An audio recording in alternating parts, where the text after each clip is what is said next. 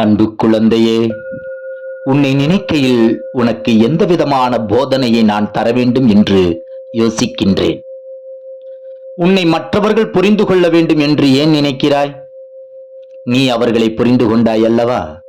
அப்படி இருக்கையில் அவர்கள் கேட்கப் போகும் கேள்விகள் இதுதான் என்றும், நீ ஏற்கனவே எதிர்பார்த்த கேள்விகள்தான் என்றும் நீ உணர்கிறாய்.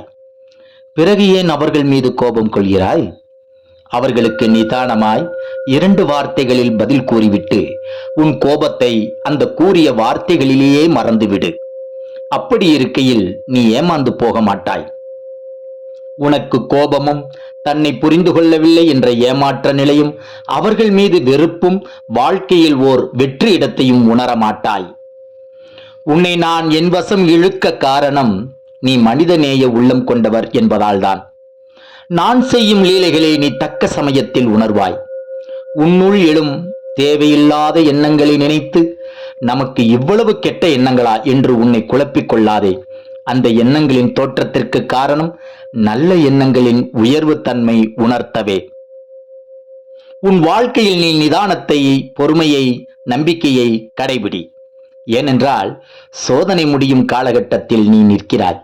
அது உன்னை சீண்டி பார்க்கும். பொறுமை, நிதானம் இவை சோதிக்கும்படி நடக்கும். நம்பிக்கையை கெட்டியாக பிடித்துக்கொள். என் பிள்ளை விழும் தருவாயில் இருந்தாலும் என் கரங்கள் மேலோங்கி உன்னை தாங்கி வெற்றியுடன் கூடிய நிம்மதியான சிம்மாசனத்தில் உன் வாழ்க்கை என்னும் அரச சபையில் உன்னை ஏளனமாக பார்த்து நகைத்து உன்னை காயப்படுத்தியவர்கள் முன்னிலையில் அரசனாக, அரசியாக அமர வைத்து அழகு பார்ப்பேன். இது உன் பாபாவின் சத்திய வாக்கு. ஜெய் குரு சாய்.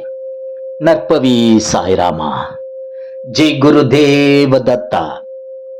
ஜென்ம ஜென்மோ ஜென்மி. ஸ்ரீ சரண் ஸ்ரீ பாக்ய சாய்.